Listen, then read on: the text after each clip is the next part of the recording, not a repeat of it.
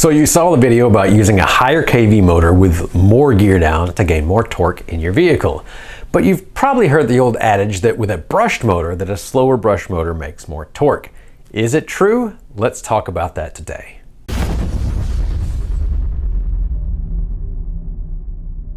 So what I have here is the Kelvin resistance wire setup yet again, and what we're going to do is we're going to run through the resistances of some of our common brush motors, and we're going to see how they compare.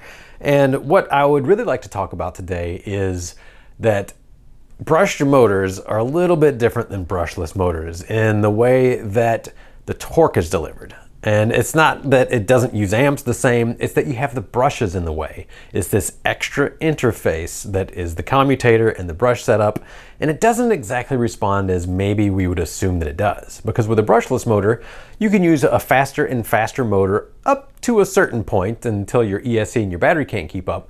But as you use a faster and faster motor with brushless, you actually get more and more torque both at the shaft and at your wheels. And as we discussed in the previous video, if you use more gear down with a faster brushless motor, you get more torque at your wheel up to, let's say, like fourfold. If you use an 1800 kV versus a 3600 kV motor, the 3600 kV will produce twice as much torque in the motor. You gear it down twice so your wheel speed is the same as 1800, and now you have 4 times the amount of torque at the wheel. Can we do that with brushed motors? Well, I'll just tell you the short answer is no. The brush motors that we sell for crawlers are pretty much as fast as you can get before they actually start to lose torque because of the brushes. But do the slower motors actually produce more torque? And I'll spoil this one for you. The short answer is also no. There's a golden zone. And what I would like to do today is use my resistance wire setup, my Kelvin wire setup, to see if we can identify maybe a pattern. And I know what kind of pattern that I'm looking for, but we're going to see if that actually turns out. Now, when we're testing brushed motors, a few things that you have to be careful about is that the motor, number one, doesn't spin when you're testing it. Let's just spin her up and see what happens when we test a motor that's spinning. So right now it's resistance amp limiting at 1 amp, and it's bouncing off the voltage at like 3 or so volts. Let's unleash this. We're going to let it pull as many amps as it wants. And it's going to hard limit. Let's turn that down to 5 volts just so we have a consistent reference. You can see the light over here. It's telling us that it's limiting on voltage. There we go. 5 volts more or less, 5.02. 5 volts on the nose. So no load, this guy is pulling about 1 amp. Bouncing back and forth. This is a Titan 21 turn. Let me look over here on our voltmeter, and well, it's showing 4.8 volts. Well, this doesn't have 4.8 ohms resistance, but we're using it as a motor, and the back EMF of the motor is screwing with our resistance measurement here. So what we actually have to do on a brush motor, I would recommend you do spin it up. You need the brushes to be seated, broken in, and also to not have any oxide layer from sitting from the past few days. So we're going to turn our amperage limiting all the way down until it stops, and then we're going to ramp it back up until 1 volt, or 1 amp, I'm sorry. If the motor doesn't spin, we can use this as a reference. If the motor does spin, oh, this one's spinning, then you have to clamp down the shaft so it doesn't spin. And I can actually get this into a position, yeah, we're right at 1 amp, and it'll just hold. If I give it a little flick, it'll start spinning again. You can see our voltage was going up. If I hold the shaft constant like so, or if the natural detent of the motor is holding itself, there we go. 76 milliohms. Titan, if this pin works. Titan 76, just call it 0.076 ohms, 76 milliohms. Let's go ahead and try this a couple more times. We're gonna let it spin up. Since it's limiting at 1 amp, it won't really make much torque, so I can just kind of clamp this down with my finger, get it to stop again. Depending on this location that it is stopping, yeah, we got 80 on that one. I can just turn the shaft 1 detent over, 125, 140, 150, 140. Yeah, better to let it spin up and then pinch the shaft on the brushed motor.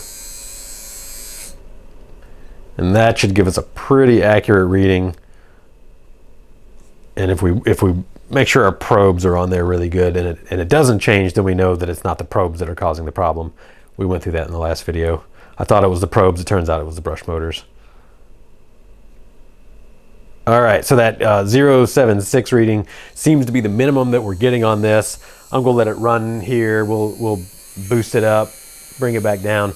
One thing you do have to be careful about on these is if you turn the voltage off really quick on your power supply, you will get back EMF pushed through a brushed motor, and it can pop your power supply. Some of them handle it fine, some of them don't. This How Fast DC power supply from probably Amazon seems to handle it fine. I have popped other power supplies in the past though. All right, get back down to 1 amp. I want to make sure we're right there at the nose. Okay, 160. As you can see, there's kind of some inconsistencies to testing brushed motors. It is not the easiest thing in the world, which is why a lot of people don't offer this information up. We'll just keep going, but we can pretty much tell, okay, that one's, 90 milliohms there. The brush and commutator interface are really, really kind of finicky, and they're high resistance as compared to the rest of our system. So any small little changes, like I can just jiggle the shaft here. There we go, and that got us back down to 80, 79, 76 I saw for a second there. So we're trying to hit that minimum reluctance position. At any rate, I could keep messing with this for a while, but we have our minimum value. It seems about right from my knowledge, what I know about motors.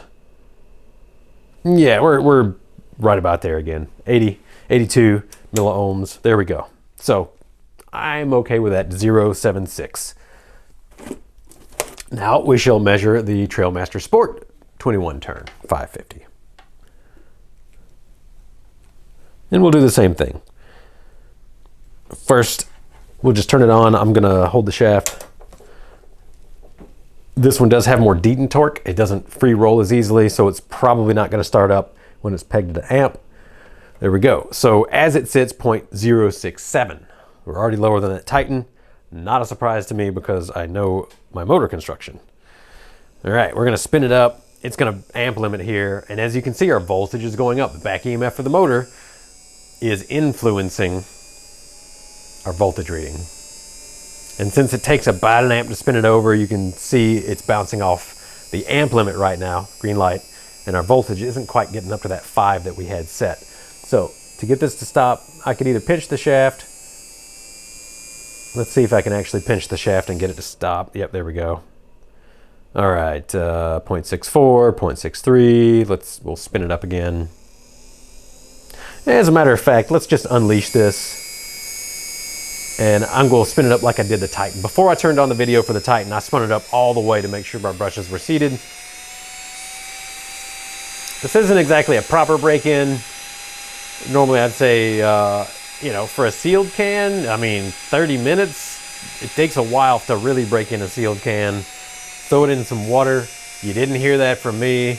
You're going to rust it out. All right, so let's get that back down to 5 volts. Well, we'll spin it up once more. Let's hit 10.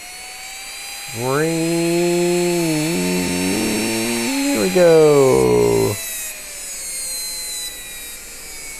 Back down to 5 on the nose. Look at there, I just hit it. And then, well, I got more torque now. Because I have this set to 2.3 amps, of course. Turn that down to 1 amp. And we'll be back where we were to start with. Boop. Make sure we get it right on the nose so our comparisons are the same. Okay, hey, we're back at 69 milliohms, about where we should be. 71, 76 or 67, 66, 65. This one, from prior experience, I know it should be between 60 and 70, so this is about where we are. I'm just going to grab the lowest value that I can. What if we tap the motor? Yeah, look at that. It actually affected it. That's funny. So I saw 63 there for a second. Yeah, there we go, 65. I'll write down 63.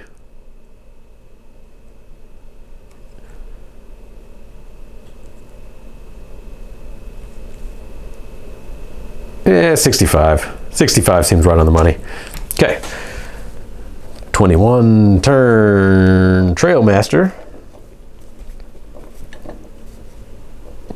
0.065. About right where it should be. Both of them are 21 turn. I do put fatter wire inside mine, so it has a little bit lower resistance. Now, let's go. Let's see. Equivalent speed. Equivalent speed in a 540. Put your comments down below. What do you think is going to happen to the resistance for an equivalent speed 540 as compared to the 550 that we just tested? So this is a 27 turn 540. We just tested the 21 turn 550. They are both the same speed. We're gonna spin this one up first. Let the brushes seat a little bit and then see what happens. I know about where the resistance should be, but there we go, up to 10. Give those brushes a little workout. Bring it back to 5, and now we get the amp limit and bring that back up to 1. There we go. All right, 79 milliohms. Well, we'll spin the shaft a little bit. We'll stop it again. We'll see where it is. 79 on the dot. Spin the shaft, stop it.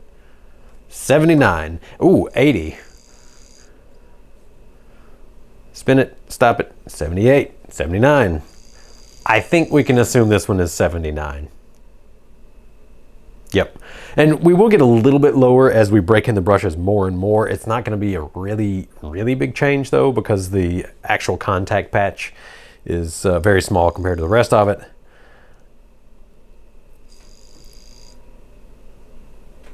There we go. 79, 85, 81, 82.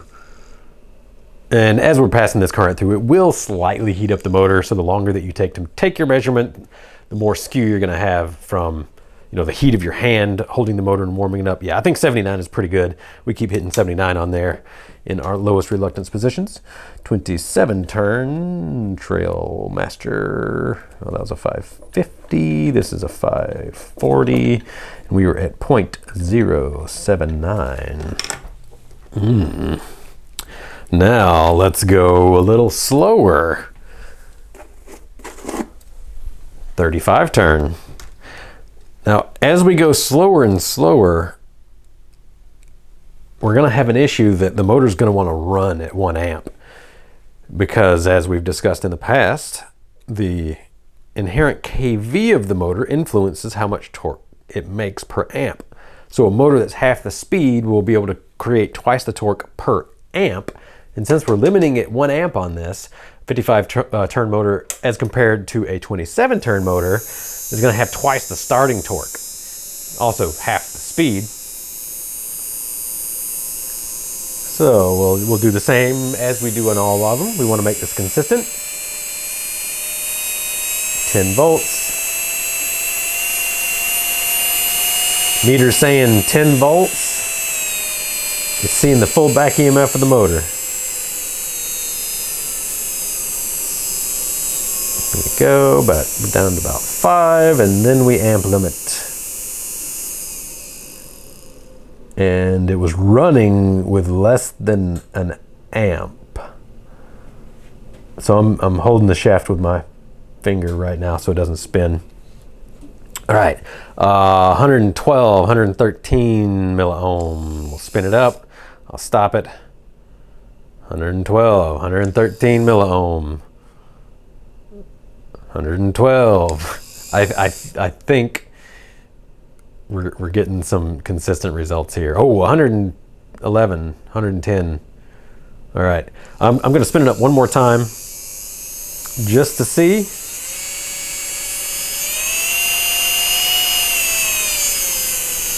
Just to see if we get any difference in the brushes breaking in for a little longer. Back down to amp limiting. Once it amp limits, it pretty much is going to stop any motor, or at least reduce the speed considerably, depending on how much we're amp limiting. There we go. Let's get that on. Let's get that on the nose, right at 1 amp. There we go. Hey, 113, 112. I think we can consider that where we're going.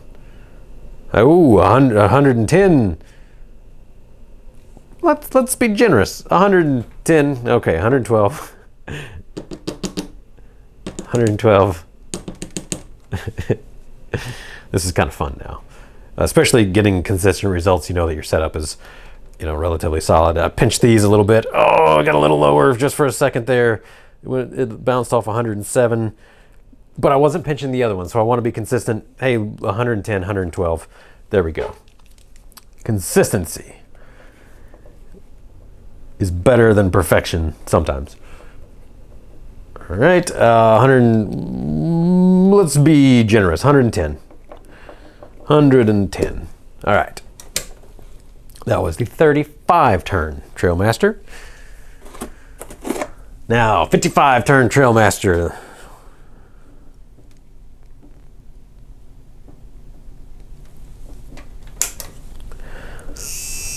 No amp limiting yet. We're gonna go up to 10 volts. Go back down. This thing's really not fast compared to the rest.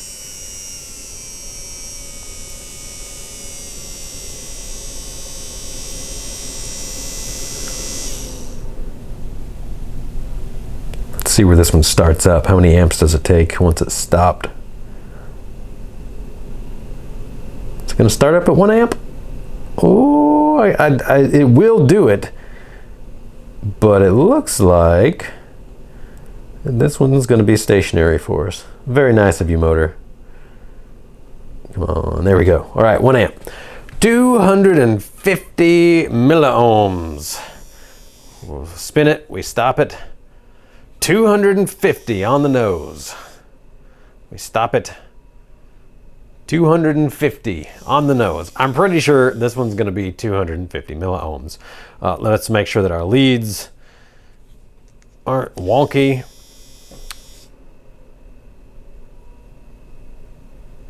$249 milliohms. All right.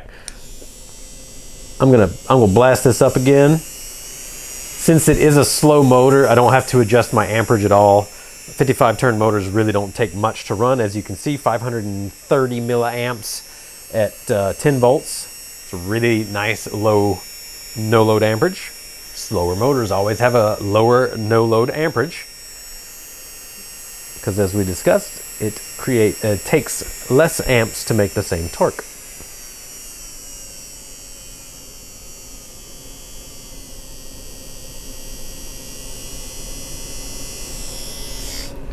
But do you think that a motor that has 250 milliohm as its terminal is gonna be able to pull very much?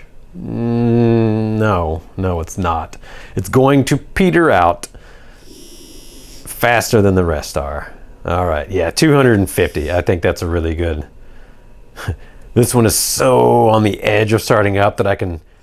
I don't even have to touch it. I can just like tap it. Okay, that's kind of fun. It's so on the edge there with that 1 amp of wanting to break free. And once it's going, you can see it's pegged at 1 amp right now. And then, come on, do it. All right, fine. And then it runs at 5 volts at 440 milliamps, half the amps is what it will just kind of stay here and stall. Okay, I am satisfied. 250 milliohms, 0.250. 540, 55 turn, Trailmaster, 0.250. And I've even got a retro sport here just to see. I'm curious. Now, I had previously discussed in our video about comparing brushless motors that I lost my train of thought. I had previously discussed that a motor that is twice the speed is going to have 4 times less resistance because the wires are twice as long and twice as thin, or half as thick. Yes. There we go. Woo, boy, this is a fast motor. I'm losing my train of thought here. Too many things at once. Oh yeah. Let me turn this down so I can talk. So what we're going to hopefully see here on these brush motors is that a motor that is twice as speed is going to have 4 times less resistance. However, the brushes don't change in resistance, and they're still in the way, right? So we're going to have that as an artifact to where it's not going to be a clean linear line like it is with a brushless motor. It's going to be almost like a formula to where you have a linear line and then you also have a term added to it. So it would be, yeah, I can't make a formula off the top of my head, sorry. All right, back up to 10 volts. Boy, she's fast. Down to 5. So as compared to that 55 turn that we just looked at, who was turning with, half of an amp, less than half of an amp at the same voltage, this one is turning with 2.15 amps. Faster motor, higher no load current at the same voltage. It's also spinning faster too, but that's for another video. All right, 1 amp, 39 milliohms. This one won't even start up with 1 amp. I'm kicking the shaft over and it's trying to turn 40. It just kind of stops.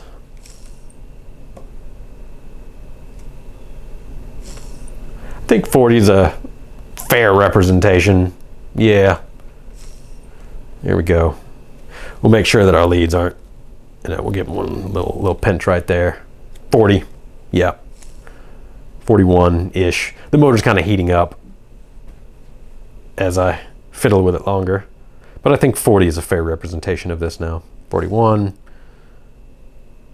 We want to make sure we get it to that minimum reluctance position. Yeah, 40. I'm going to call it 40. There we go. So 540 size. What turn was this? 17 turn. I didn't tell you that before. 17 turn. Retro 0.040. All right, quick math in our head. A 17 turn is about twice the speed of a 35 turn. It's really, really close. So we would assume that the 35 turn would be 4 times the resistance. That would be 160 milliohms versus 110 milliohms.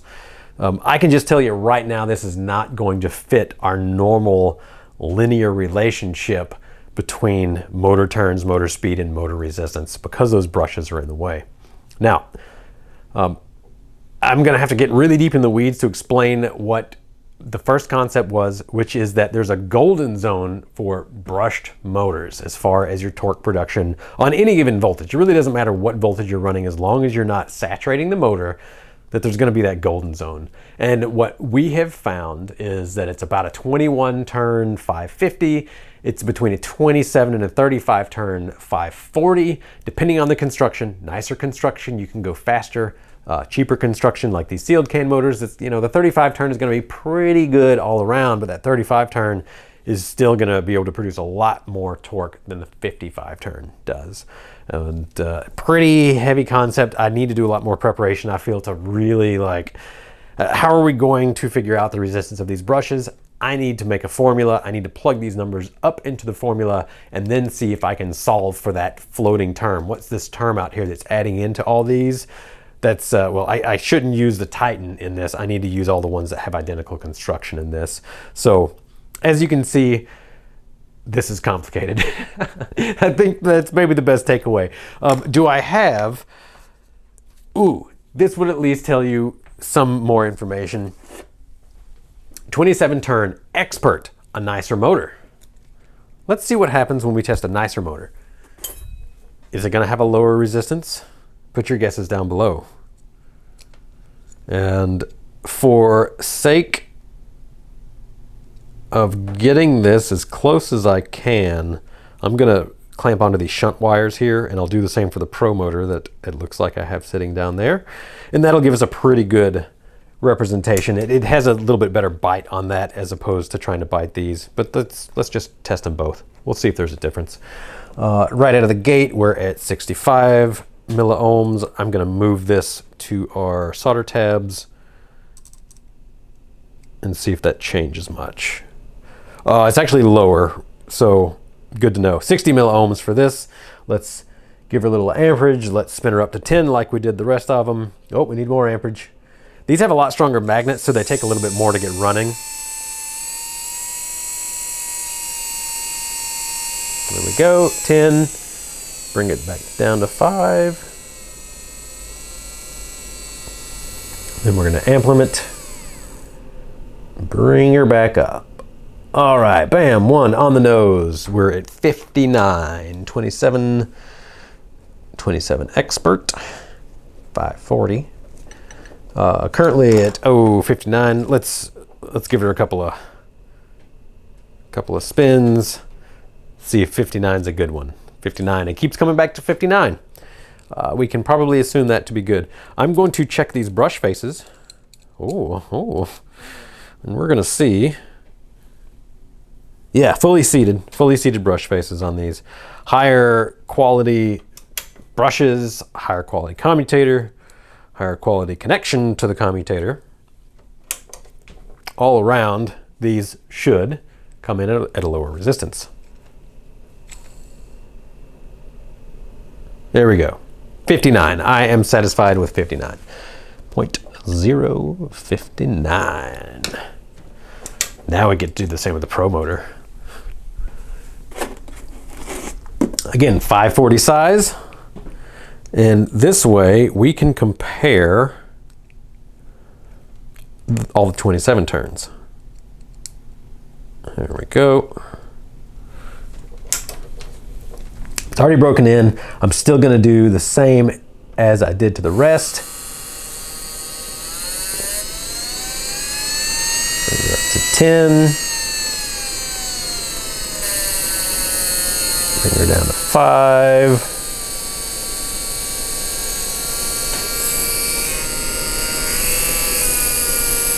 These always have a little bit of a hum on power supplies. It's interesting. There's like a frequency.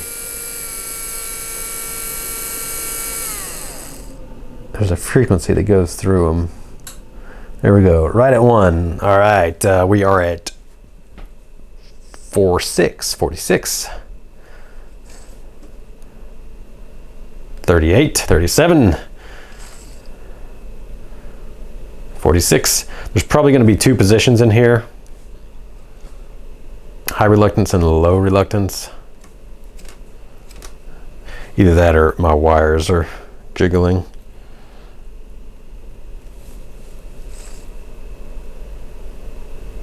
$38. I'm gonna call this one 38. Yeah, 38. There we go. 38. And once more. Oh, 47. No.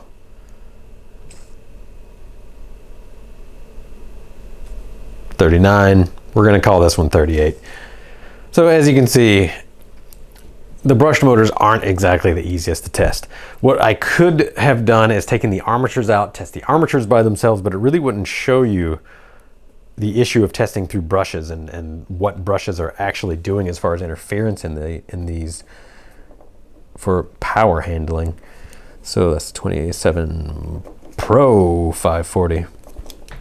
Cool. So now we have this data. I'm going to compare all the 27 turns together. We have the Pro, which is a hand-wound version, the Expert, which is the quality of a hand-wound, but not hand-wound, machine-wound. It has a less quality connection into the commutator. That's the biggest difference between them, and that actually makes a huge difference in the resistance of the motor, the amount of power that it can handle. We also put fatter wire into it, which also makes it have lower resistance. So highest quality, of course, is going to be the best motor, at least in theory it should be. Then, of course, the Expert is next, and the Sport is the lowest. To compare them, 48 milliohms, or I'm sorry, I wrote that wrong, 38 milliohms for the Pro, 59 milliohms for the Expert, and 79 milliohms for the Sport. Now, some things for you to do at home. You could actually do the math, pretend that you applied 1 volt to it or 10 volts to it, see what kind of amperage you get out of the back end, and you can assume that they're going to produce the same amount of torque with the same amount of amperage because they are the same turn of motor. Now, their speeds are just a little bit different between the topologies here, but it's enough that we can kind of ignore it and just say, hey, lowest resistance on the same voltage, it's going to produce the most amount of torque. The next lowest resistance, the next lowest amount of torque, and so on and so forth. But this illustrates how you can use the Kelvin wire setup to compare objects, to compare motors, and if you're careful, you can draw conclusions from that. Since I spent so long doing this testing and showing you how this lays out, I think we're going to have to do another video to where I attempt to overlay this data for the sport motors onto a graph and solve for X, which is going to be our brush motor resistance of just the brushes and the commutator interface. I'm excited to see if I can figure out that. So I'll try it. But for now, that's the video. If you do have any questions, leave them down below. I really like these tech questions y'all have been putting into my comments. I'm reading them all. And as you can see, we are using them for videos. So as always, thanks for tuning in. Have a great day.